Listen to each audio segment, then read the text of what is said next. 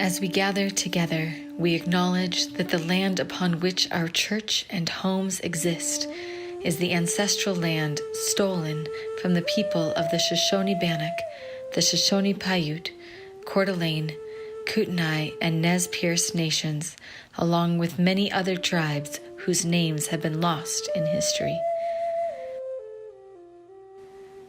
We acknowledge that our presence here today is founded upon the exclusions and erasures of many indigenous peoples.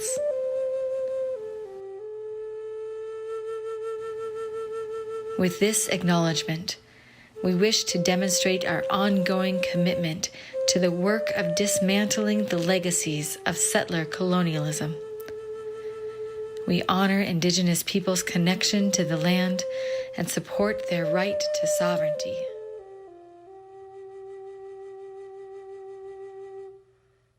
Good morning.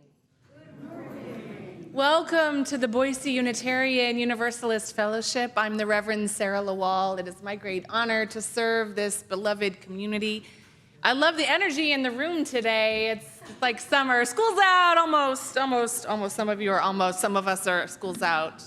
It's Memorial Day weekend. It's lovely to see faces I haven't seen for a while and brand new faces this morning.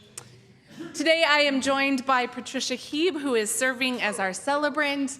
We're joined by Emerson-Paige, our Director of Family Ministries, Carrie Bastian, our Music Director, Mike Lemieux, our AV Tech Coordinator, and Philip Stucker assisting him today, and all of you who are serving as greeters and hospitality support and Zoom ushers. Welcome. We are so glad you are here this morning. Welcome, especially to those of us joining us virtually. It's great to have you out there. I'll invite everyone. Yes, you're waving. I don't even need to invite anymore. We're so glad that you are with us, reminding us that we worship together as one larger community beyond the walls of this sanctuary.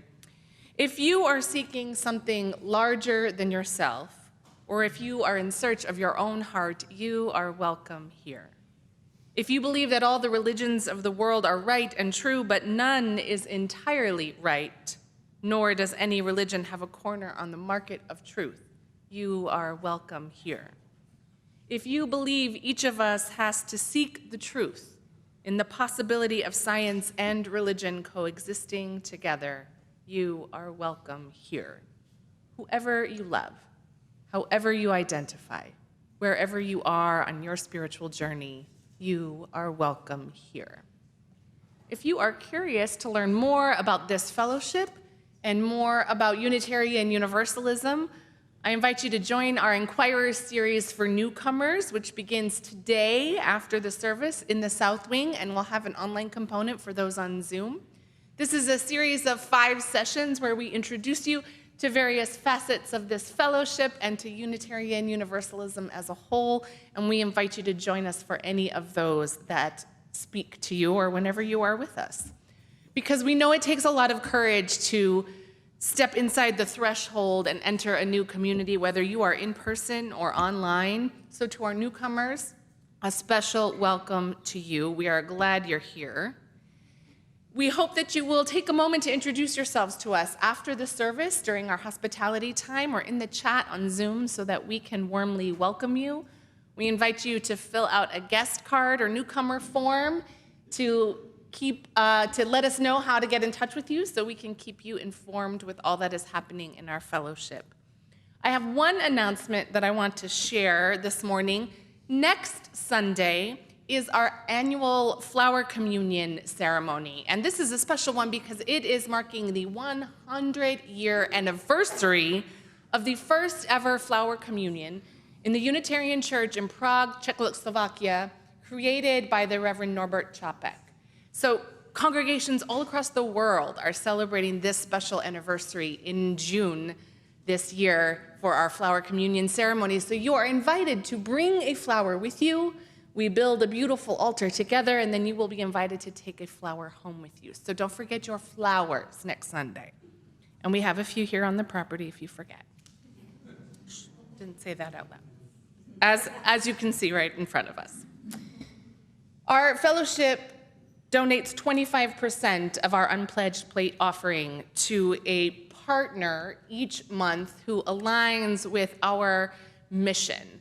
And our plate partner for this month of May is our very own partnership, a special relationship we've had for 30 years with the Unitarian congregation in Meska, Transylvania, the birthplace of Unitarianism, really.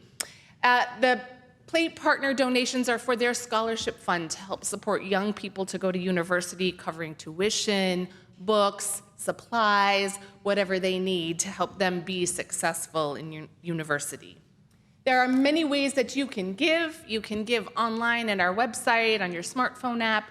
You can drop your checks and cash in the drop boxes just inside the doors here. However you choose to give, we are always very grateful for your generosity, for the ways that you show up and support this fellowship, our ministry, and the ministries of our plate partner. Our spiritual theme for this month is creativity. I hope you all have enjoyed some creativity this month, or maybe the invitation to you, the month isn't over yet, is to have a little bit of creativity out there. In the cultivation of our creativity, it helps when we approach life with curiosity, with more questions than answers. So today's service is all about your questions. I'm inviting you to ask them of me. What have you always wondered about Unitarian Universalism, spiritually or theologically, or wondered about life itself? If you have some wondering questions about me, I will answer those too. I don't claim to have all the answers, or any answers really, but I do have some ideas and some thoughts, and I'm happy to share with you those topics. The question box service is one that's been around for a while that my colleagues across the country love to enjoy as a way of having a continued conversation with the congregation. Reverend Elizabeth, did you ever do a question box service? Yeah? Okay, so you've done them in the past, in the recesses of your memory. When it's time, we'll invite you to either write questions on cards, so there's baskets with cards and pens under various rows here, you'll have to hunt them down. We'll also pass around a mic, so if you want to ask your question out loud and in person, we can do that. And of course, Zoomers, you are invited to ask your questions in the chat. And I forgot to bring my phone up here, so I'll go get that, and then and then I'll be able to answer your questions as well. So let's all take a moment as we enter into this time of worship to have a breath together, to fill our bodies with breath, knowing that our breath connects us to one another,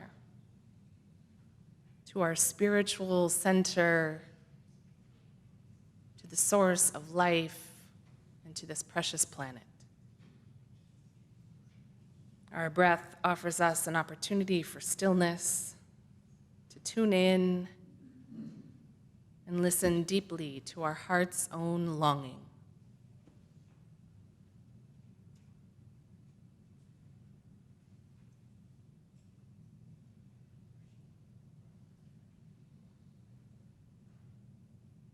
Thou art the song of my heart in the morning. Thou art the dawn of truth in my soul. Thou art the dew of the roses adorning. Thou art the woven whole. Thine is the grace to be steadfast in danger. Thine is the peace that none can destroy. Thine is the face of the need-driven stranger. Thine are the wings of joy. Thou art the deep, to the deep in me calling. Thou art a lamp where my feet shall tread. Thy way is steep past the peril of falling. Thou art my daily bread.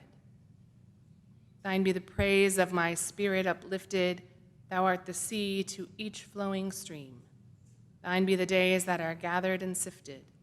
Thou art the deathless dream.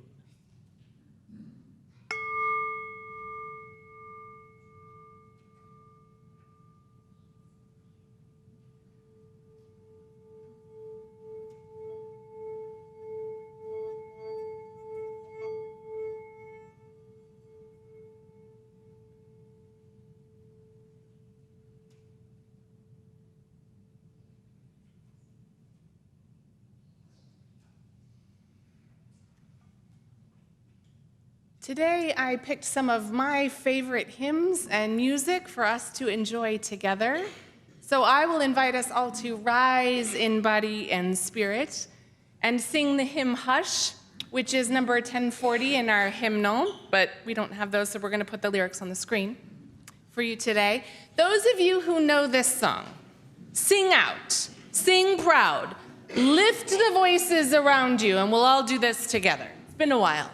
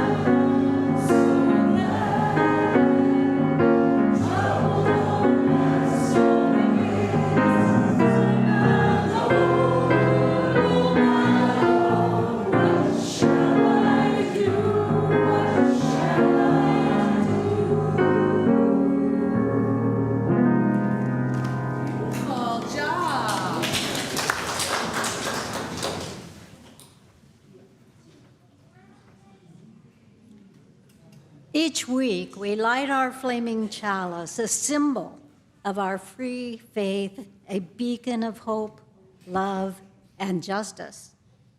We join in this lighting in solidarity and community with thousands of other Unitarian Universalist fellowships across the world, lighting chalices in their churches and virtual spaces. It reminds us that we are connected to one another and to a larger community of faith and love. Today, we have a young chalice lighter with us. We invite a child to light the chalice, to recognize the children and youth in our community and our responsibility to them and for the future that we build together. As Dublin Barker lights the chalice here in the sanctuary, I invite those of you in our virtual community to light a chalice if you have one nearby, and tell us in the chat where your chalice is lit.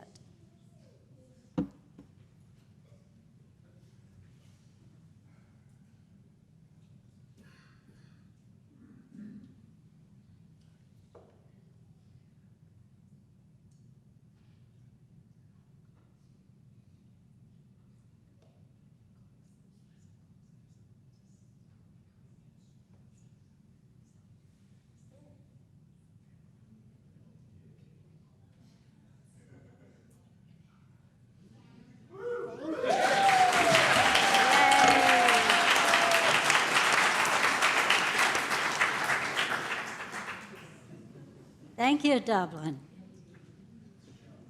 With our collective chalices lit in all of our spaces, we offer you this call to worship from Rainier Marie Rilke. Have patience with everything unresolved in your heart and try to love the questions themselves, as if they were locked rooms or books written in a very foreign language. Don't search for answers which could not be given to you now because you would not be able to live them. And the point is to live everything. Live the questions now. Perhaps then someday in the future, you will gradually, without even noticing it, live your way into the answers. Come, let us worship together.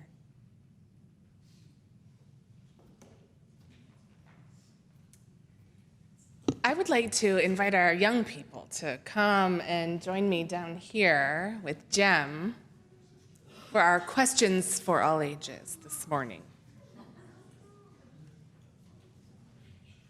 Carissa, thank you for leading the charge. Thank you. Come on, Dublin, come on down. Don't be shy. Don't be shy. All the way over here. Or be shy. That's okay too. You can be shy. Or you can walk around and get some laps in. So I let Jem know that what I want, can you guys come all the way over here? Because these flowers are so big and beautiful, I can't see your fabulous faces.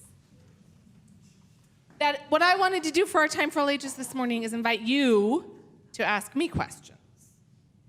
So I see that some of you brought some cards. Chris has got one. Hope it's not too hard. And Jem, do you have some maybe that where they generated some questions last Sunday? So shall we start with you then, Carissa? You want to ask your question? You ready? How is it like being a minister? How is it like being a minister? Oh, and being a minister is pretty extraordinary. It's really fun. One of the great things about being a minister is that my job, it requires I get to do a lot of different things, right? More than just be up here every Sunday. I have staff members I get to work with and collaborate with. I get to have wonderful conversations and visits with all the congregants out here. I also get to do things like budgets. Sometimes fun. And go to board meetings, always fun. And I get to do a lot of social justice work, which is what I really love and close to my heart. So I get to go to the legislature. That I don't love, but I like doing the work. I like being a representative for our faith tradition out in the world. And it's a big responsibility, too. So sometimes it's also really scary. Like being up here and trying to think of something to say every week that I hope will be meaningful can be a little intimidating. That's a really good question. Jem, do you want to share one? From the crew last week? Yes. Okay. I'm going to pick a hard one for you. Okay, a hard one. How do I tell the truth even when it's hard?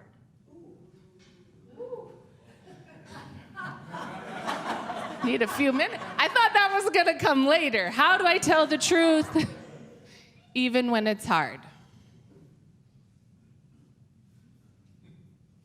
I think you have to believe in yourself and believe in the truth that you're telling. And I think sometimes if you're telling the truth about something that you've done that you don't feel good about, because there are different kinds of truth, right? There could be, I'm going to tell the truth about something that I've done that maybe I shouldn't have done. Sometimes it helps when you can say that to the people who you love around you, to say, I've got to tell you something, and I'm scared, and it's really hard, but I'm going to tell you anyway. And if you can introduce it like that, then the people in your life can switch over into good listening. Because then what you need to know is that the people in your life who love you will support you no matter what. Will love you even when you have to tell them a hard truth about something that you've done that maybe you shouldn't have done. But then there are other truths.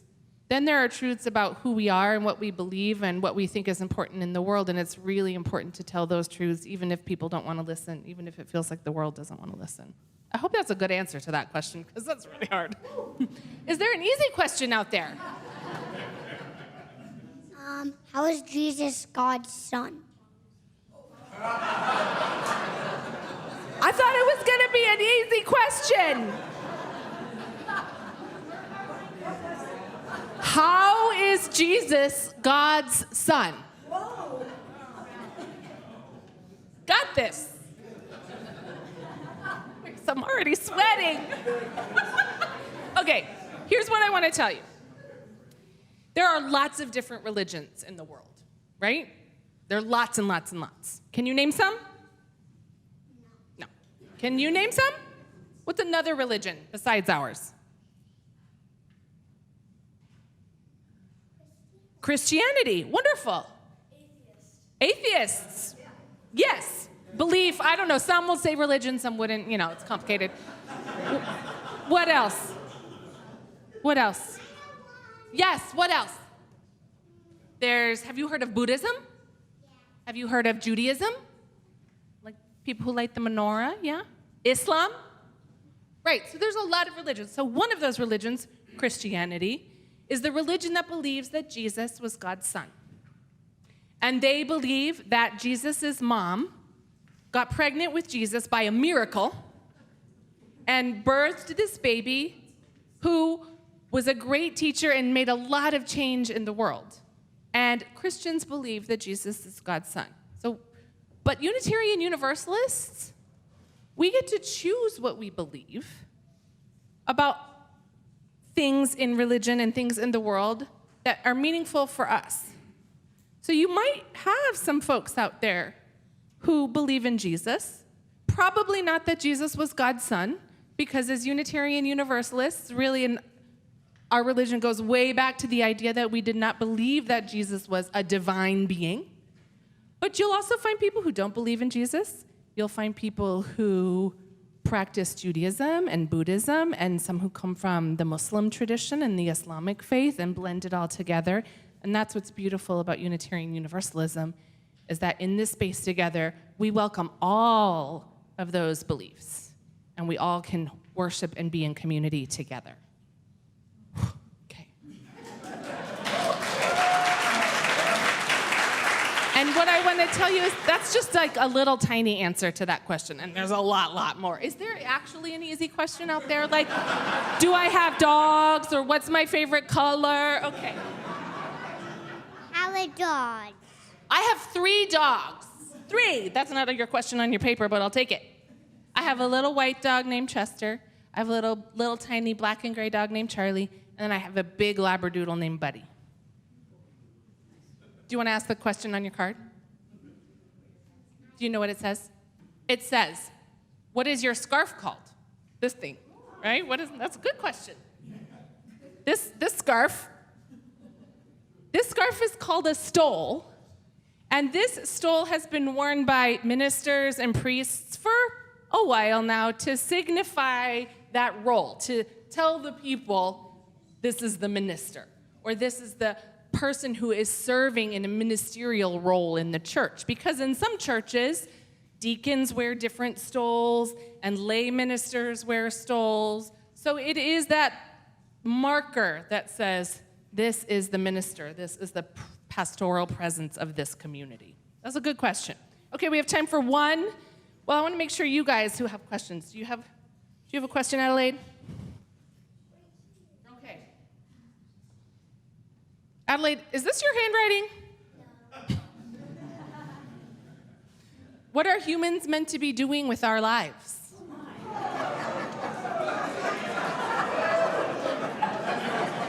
We could spend the next 4 hours talking about that question. I think Scott says that he has an answer. What do you think? Just let them keep asking the questions. What do you think we're supposed to be doing with our lives? Making the world a better place. It's a fabulous answer. Yes. Especially because that's the answer that connects with Unitarian Universalism. Because we do believe in justice and world community and peace and liberty for all people no matter what, and to be a place of welcome. That's really good. I also think that one of the things we're meant to be doing with our lives is figuring out our own answer to this question. Like, what is our individual purpose in life and our individual meaning? What gives us meaning in life? Because what gives me meaning may not be what gives you meaning or you meaning. But we are all here to have some significance and have some meaning in our lives. That's a really good... You answered the question, Adelaide, so you didn't need me for that. Good job. Any other questions who are still there? These are... one easy one. What's your favorite ritual? What's my favorite ritual? Especially at bedtime with your family if you have one. Okay, well, I'm gonna answer two then. Because I do have a favorite church ritual. Anyone out there want to take a guess because I've said it about 500 times? No. Okay, social justice. My favorite ritual that we do together as a community is water communion. And because it is one of the very first rituals I ever experienced in a Unitarian Universalist church, and I thought it was just extraordinary and delightful and wonderful, and so it has a lot of meaning for me. My favorite ritual at bedtime at home. Well, when my kids were little, I would sing that song that we just sang to them at bedtime. That was a really lovely ritual. Now they just go to bed. And I just read my book until I fall asleep. But that was a really lovely ritual that we had together when they were young. Thank you, everybody. Can we sing our community blessing together before you run out the door? Are you running out the door today? I really appreciate your questions. And I want to say to you, all of you, you are invited to keep asking me questions and keep asking each other questions and keep asking Jem questions when you're together, because Unitarian Universalism, Dublin, is all about the questions. In fact, one of my favorite stories is that a friend of mine, when he was in college, walked by the student Unitarian Universalists, and they had one of those big chalkboards on the sidewalk, and you know what it said? It said, "Got questions? We've got more." So keep asking your questions. Let us sing together.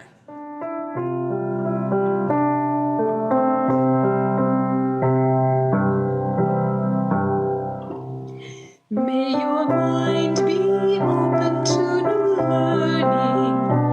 May your lips bring truth into the world.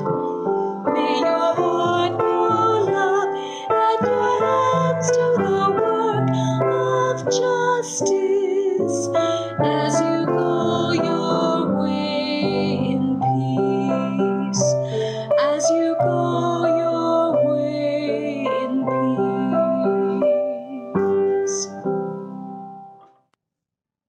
I'm with you, Scott. Next time we'll just have the kids ask all the questions. And maybe give most of the answers, too. It was very, very sweet. We gather together each week to remember and to remind ourselves that we are connected as one beloved community and what it means to be in community, to hold each other's lives, our celebrations, our sorrows, our milestones. I know there's a lot of milestones out there. So each week we open up a space to share some of those milestones and joys and sorrows with one another, to receive and carry the blessing of being bound up in this life together. As we begin this time together, we have a few joys that we want to share with you. I know there are many joys out there. Janet McClanahan shares that she had 3 weeks with her granddaughters and her daughters and their 2 husbands, 2 granddaughters in Colorado, and then had them here in Boise. And that she and her daughter hadn't been together in 4 years. So that is certainly a joy. Wow. Cindy Catalano shares the joy that her son Anthony will be finishing his residency in anesthesiology this June and start his job with Valley Anesthesia in Seattle. That's amazing. Congratulations. That had to have been tough. And Sharon and Dennis Rockwood share that they were in Seattle for some tests. Dennis is doing well. They got COVID. They are recovered. He's still going to go forward with his surgery for the shunt, but they're just taking it one day at a time. It might mean some extended time in Seattle, so we hold Sharon and Dennis and their family in our hearts and in our prayers. If you are holding someone in your heart this morning, I invite you to speak their name aloud into this community of care that we might hold them with you. Lacey.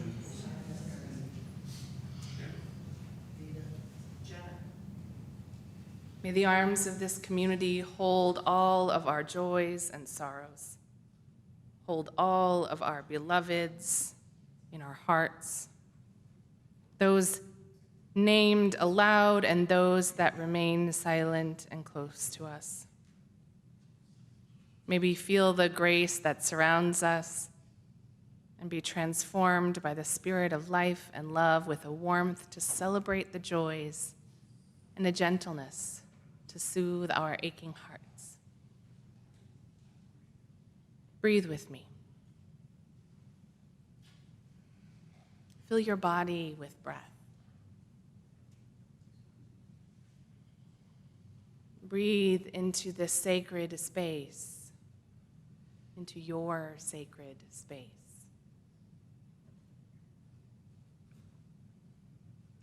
Breathe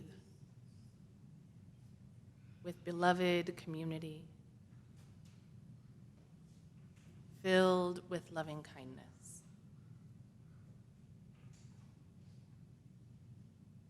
Breathe with wholeheartedness.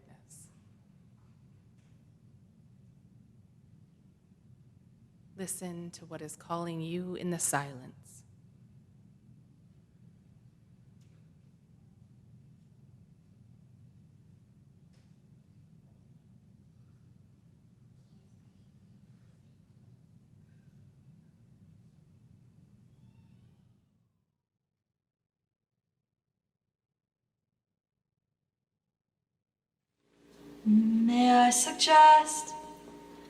May I suggest to you, may I suggest this is the best part of your life.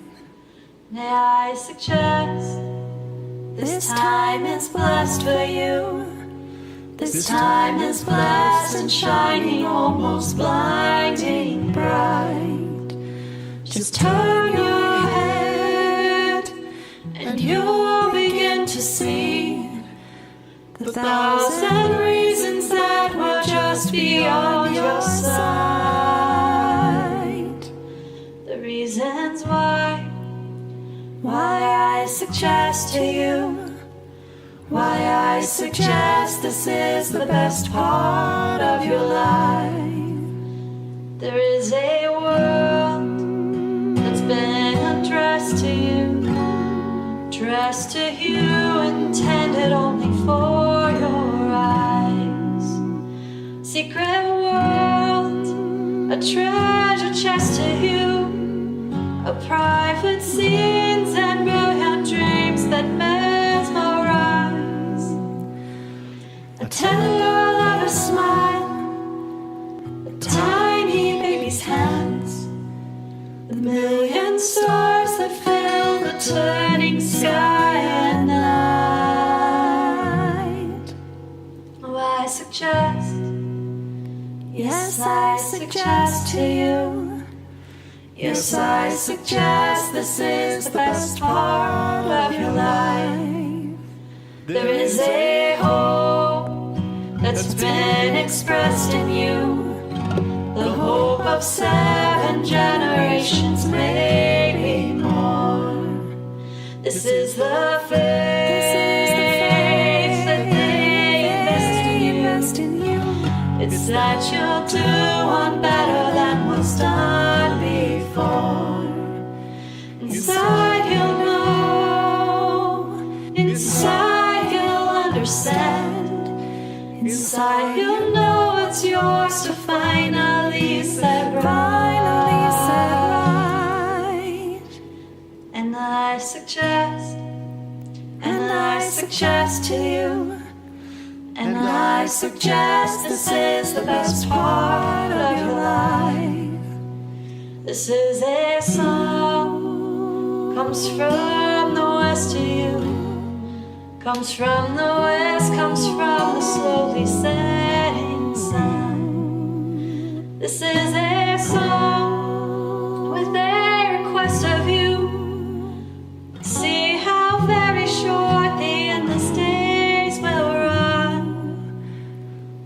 And when they're gone, and when the dark descends, we'd give anything for one more hour of light. May I suggest this is the best part of your life.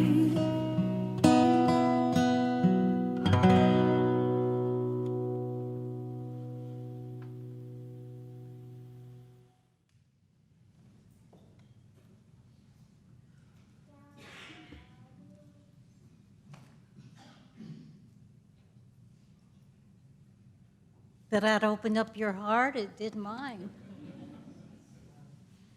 To get us all in the mood to be questioning, I bring to you Questions About Angels by Billy Collins. Of all the questions you might want to ask about angels, the only one you ever hear about is how many can dance on the head of a pin. No curiosity about how they pass through the eternal time besides circling the throne and chanting in Latin, or delivering a crust of bread to a hermit down on earth, or guiding a boy and a girl across a rickety wooden bridge. Do they fly through God's body and come out singing? Do they swing like children from the hinges of the spirit world, saying their names backwards and forwards? Do they sit alone in little gardens, changing colors?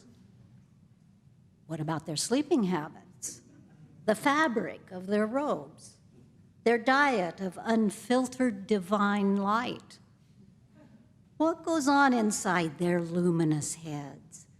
Is there a wall these tall presences can look over and see hell? If an angel fell off a cloud, would he leave a hole in a river? And would the hole float along endlessly, filled with the silent letters of every angelic word? If an angel were to deliver the mail, would he arrive in a blinding rush of wings, or would he just assume the appearance of the regular mailman and whistle up the driveway reading postcards? No, the medieval theologians control the court. The only question you ever hear is about the little dance floor on the head of a pin, and where halos are meant to converge and drift invisibly.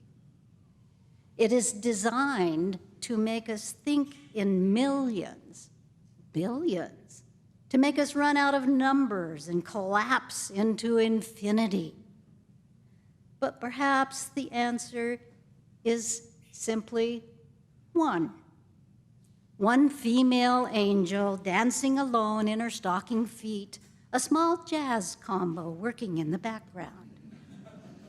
She sways like a branch in the wind, the beautiful eyes closed, and the tall, thin bassist leans over to glance at his watch because she has been dancing forever.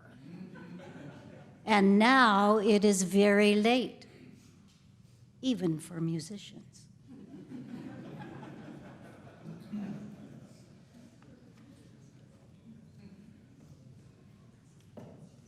Thank you, Patricia. That's a delightful poem. It's your turn to ask questions. Maybe some that aren't quite as difficult as the ones that, but I'm gonna go for it. I will go for your questions. So, Jay and Debbie Foster have microphones, so those who wish to ask a question on the microphone, please introduce yourself so the folks at home can hear and know who it is that is asking the question. And then if you have a card, a written question, you would prefer that, just hold that up and Debbie or Jay will come and collect that and bring it on up here. So either way, whatever works for you. You have a question. I have questions. Oh, I'm Deborah. And Nancy is texting me the questions even as we speak. This is fabulous. Everybody's on it. Yeah. Good. So Richard Anstead asked a long time ago, 20 minutes ago, as a UUer, how do you balance respect for the values of a person or culture when you personally strongly disagree with those values? Example, the differential treatment of children based on gender.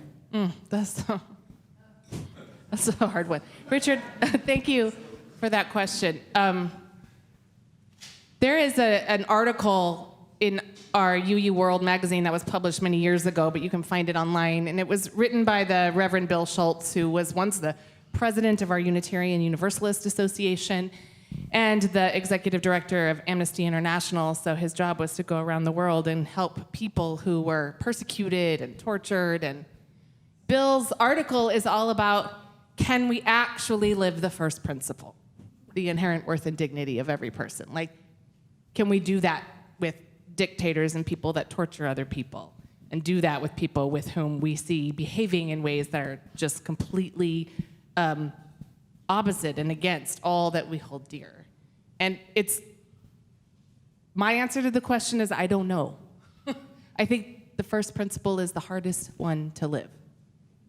Because as we see all the time, there are people out in the world who want to do really destructive things. And so it is really hard to be in space with them and imagine, to give them, to bestow upon them their worth and dignity. But I cling to that because I imagine that deep inside each of us, that inherency lives. And sometimes people make terrible choices and they go way off the path of that dignity and that goodness. But it is still there. And in this faith tradition, the historical roots of our universalism believe it is still there because we believed that there was universal salvation for all people, no matter what. But I will tell you, it's complicated to practice, and I'm not always very good at it. Hi, I'm Peggy. Could you just address where universalism intersects with Unitarianism? I know we've talked about this before, but I forgot. Where does universalism intersect with Unitarianism? That's a really great question. Early origins of universalism can be traced back to Western Europe, and this theological claim that everyone could achieve salvation. Their salvation was for all people. This theological claim that couldn't find scriptural evidence of this idea of God's chosen few. So that idea that the Puritans held of the chosen elect, the Universalists thought, well, if God is good and God creates humankind in God's image, then how could God condemn any of humankind created in God's image to hell? So there must not be a hell. But as these faith traditions go, there was a great controversy about whether or not there was a purgatory and this middle ground and all that, because we're good at controversies. But Universalists came over to this country right around the same time as the Unitarians did in early colonization, and they found themselves really in more rural places, preaching their gospel of universal salvation. And a lot of those ministers crossed paths with the Unitarians at that time. I mean, those churches, we weren't Unitarian churches in those days. Unitarian, the label of Unitarian didn't come to us until around 1820s. So they would cross paths with each other all the time, and sometimes even preach in one another's churches, those circuit-riding preachers. Oftentimes some were Universalists, some were Unitarians, and they would preach for each other. But the two faiths didn't really come together until the 20th century, until the 1950s, when the Universalist youth and the Unitarian youth were doing a lot of work together. They were doing social justice work together. They were doing conferences together. And they were noticing how similar these faith traditions really were. And so they decided to merge their youth groups together, which really spurred the idea of a merger between Unitarianism and Universalism, which officially took place in 1961. But the road to that, they were coming together well before that, but then, we had to have a vote, and we had to have lots of discussion before it actually happened. So that intersection didn't exactly happen until 1961. I hope that answers your question. Oh, I've got lots of cards. Okay, how do you feel social justice should balance the spiritual and intellectual in the life of the fellowship? I think that's a really beautiful question. 4,000 questions. I come to this faith tradition with a deep commitment to social justice that I learned by going to church, to a Methodist church in Tucson, Arizona, where the minister there and the church there in the 90s was really one of the forward-thinking, outspoken justice churches of its time. And out of that experience, I came to understand and recognize and feel for myself the spirituality inherent in justice work. That if I am of this faith tradition, where the purpose of our existence, to quote Adelaide, is to make the world a better place, then justice work has to be part of that. So I have to figure out how to make it part of my spiritual life. So yes, it is a balance in the whole of the church. You want to, I want to, you want to. We all have different ways in which we connect to what is most deep and meaningful in our own bodies and minds and hearts and souls. And so it might not be that social justice might not be that for some of you, and others of you it might be, I know, Patricia, it's silence. I know this about you. Patricia's on our worship team and often advocates for a lot more silence in worship. For some of you, I know many of you, it's the music is one of those doorways. So there always wants to be a balance in how we engage with spirituality as a community. But social justice and justice making is always part of it. It's always part of it.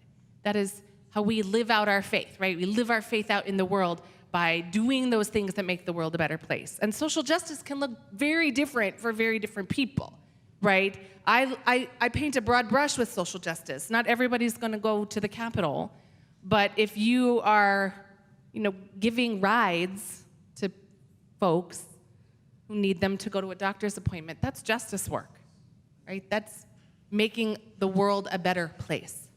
So I think that there is a balance, but that we also need to work to remember the beautiful spirituality inherent in social justice work. I'm not gonna get through these all because I talk too much. How would you explain Unitarian to Universalism to someone who has never heard of it in one to two sentences? Not enough. Typically what I say to people, because I try to anchor it in what I think people understand, is that Unitarian Universalism historically came from the theological roots of Christianity.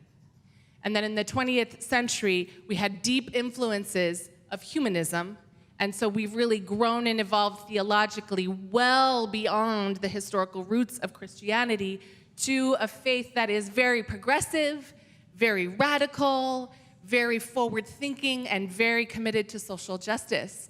And that if you come to our worship services, it will still feel very much like you're at a Protestant church, aside from perhaps the biblically centered language that you might hear when you're in a Methodist or a Presbyterian church. There's Unitarian Universalism in 6 sentences. I'm going to hold off on that one for a second. Do you believe people are doing the best they can, Casey? I just listened to a podcast with Brene Brown. Did you listen to that one? Is that why you're asking me the question? Where Brene Brown's therapist suggests to her that people are doing the best they can, and Brene's first answer is, oh, hell no, they're not. And I'm like on my walk listening to that podcast, and I'm like, that's right, Brene! No! And then she goes on to unpack this to sort of recognize that if we, as human beings, can approach humanity with that sensibility, that perhaps, maybe, just maybe, people, in fact, are doing the best they can. There might be more spaciousness in our own hearts to find connection and forgiveness and grace and all of those beautiful things. So I'm working on it. I'm not sure if I believe it, but I'm working on it. Can you do another? Yes, another Zoom question. Okay, Please, this Deborah. is from Jenna Reno. What spiritual practices would you recommend to someone who is scientific or practical and whose favorite principle is the 7th, the respect for the interdependent web of all existence? Jenna, that's a lovely question. I think you do one of those spiritual practices already. I happen to know because you like to work outside in your garden. How many of you are gardeners? How many of you find it spiritual? There you go. There's a lot of you out there. Walking, for me, I like to walk outside in nature, both for exercise, but also as a spiritual practice.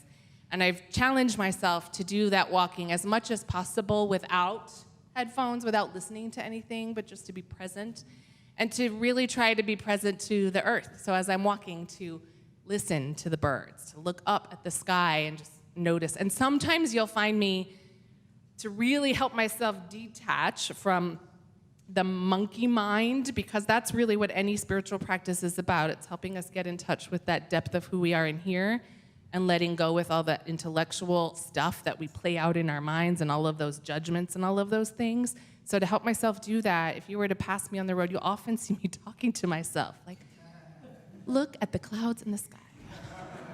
I can hear the birds. Oh, there's baby ducklings. Stop, Sarah, look at the ducklings. Sometimes it takes that much intentionality for me to like fully let go of some of that. So those are the things. There's also one other thing, because they're right here in front of me, that I like to do that is a beautiful spiritual practice, and I know some of you like to do it as well, which is flower arranging. There's a Japanese practice of minimalist flower arranging, and I forget what it's called. Ikebana. Thank you, friends. And it really is a beautiful, beautiful practice of really intentionally, one stem at a time, putting it in your container and arranging this beautiful thing that you get to enjoy or give away. So,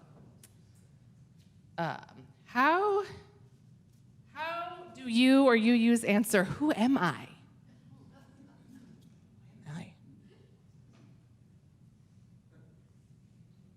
I don't know. I think the reason, I'm not going to say the reason.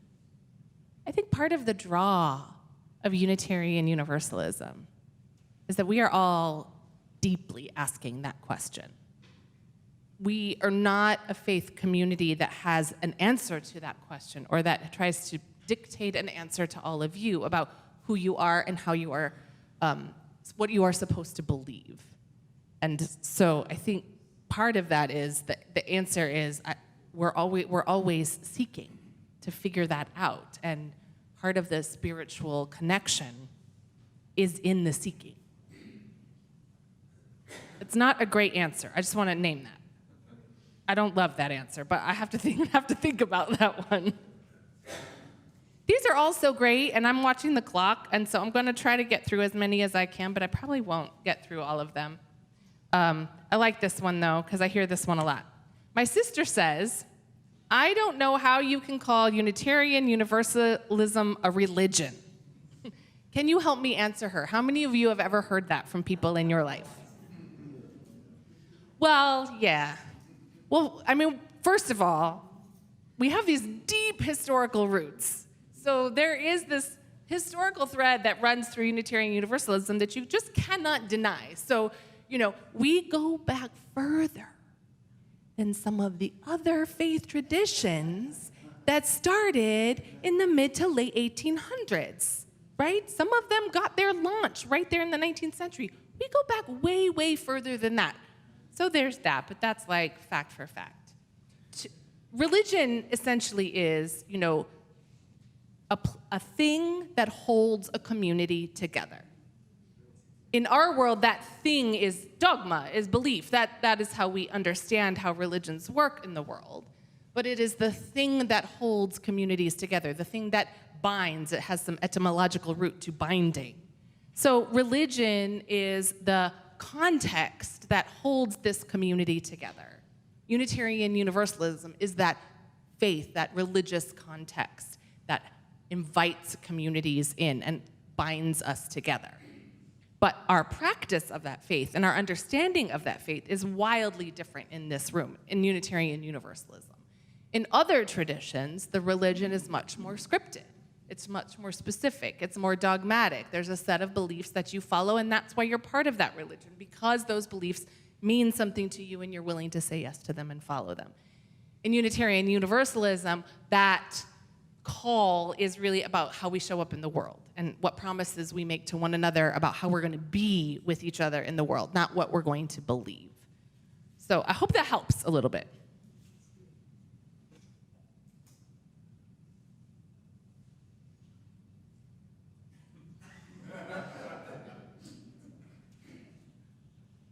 That's a good question. I'm trying to read all the questions.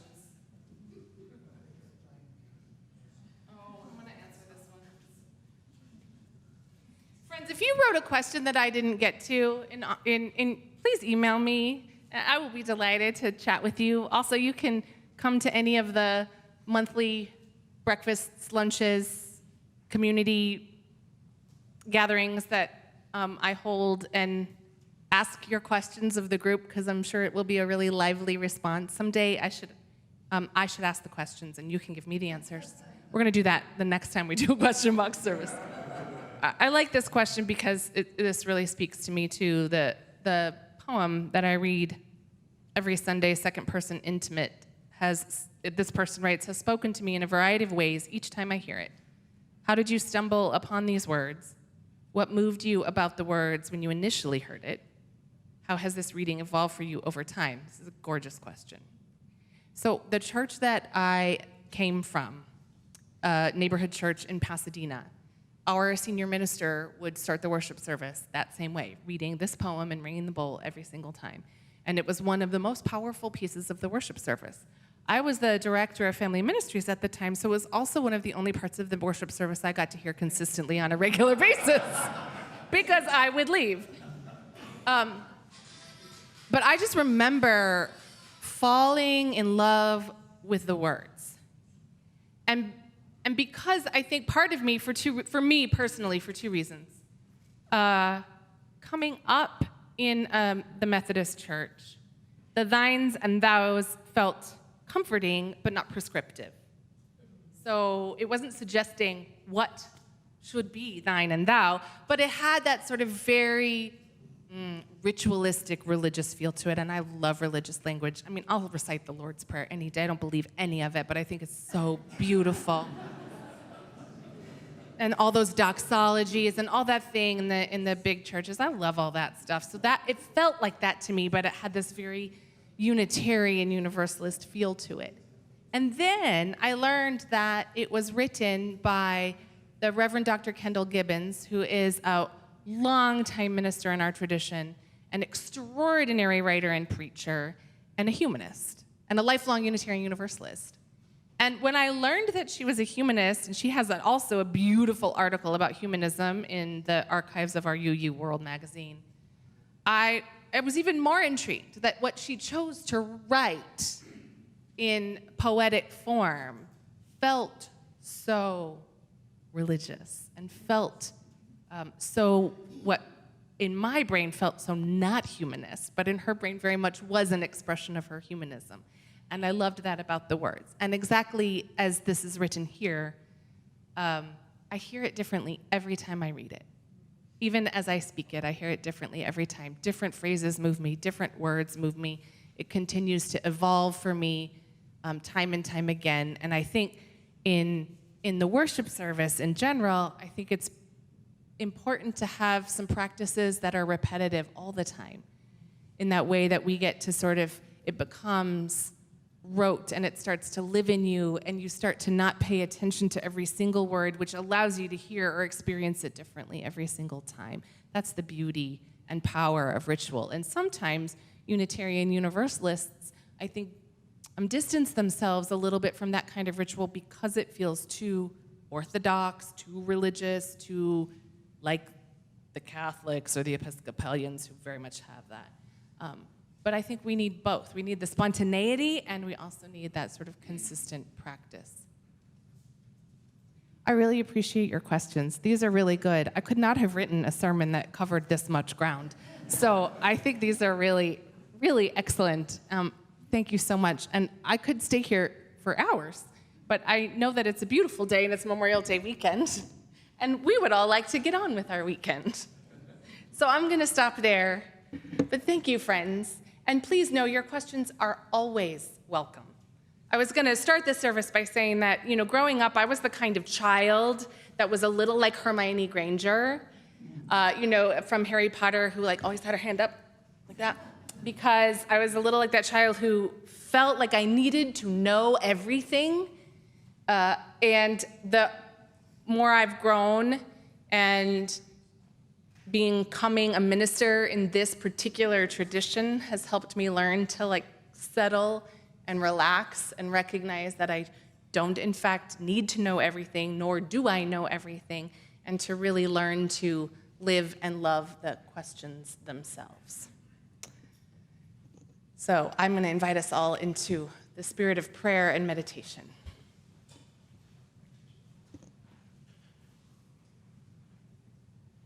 Spirit of life and love, holy mystery, which is a question itself. Let us embrace the questions of our lives, the questions of our faith, as building blocks to help us on our journey of figuring out who we are and what it is we are meant to do in this life, on this planet, in this community, together.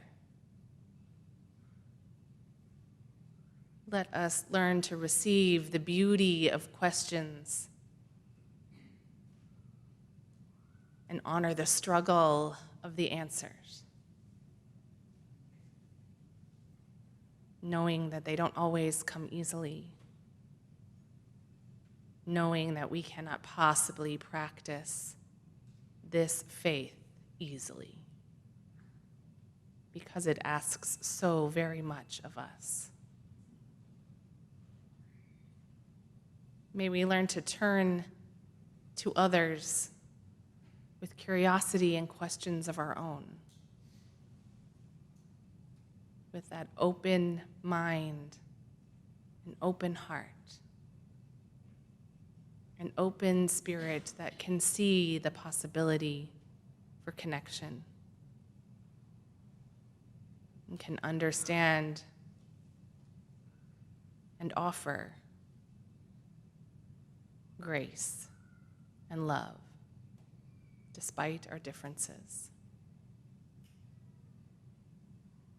May we continue to tell the truth even when it's hard, and speak the truth to power even when it's hard, and know that we come back here together to nourish our spirits and our bodies and our minds and to be in a community who, despite our many different beliefs and our many different paths, are committed to this project of making the world a better place. In the name of all that is holy, we pray. Amen. Now let us sing again. I invite you to rise in body or spirit as we sing together our closing hymn, The Fire of Commitment.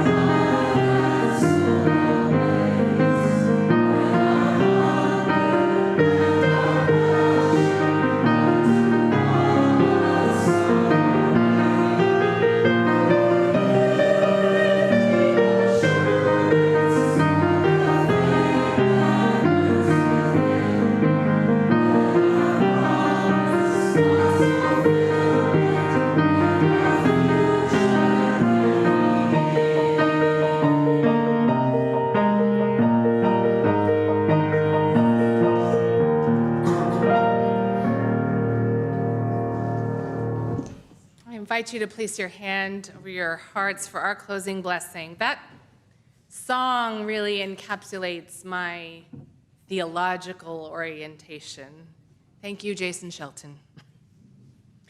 Friends, may the questions that surround us bring us closer together, igniting our curiosity, inviting our unknowing and beginner's mind as we discover and rediscover the answers for ourselves. May we breathe in the blessings of this beloved community to surround us and carry them with us throughout this week until we meet again. Blessed are we all. Go in peace.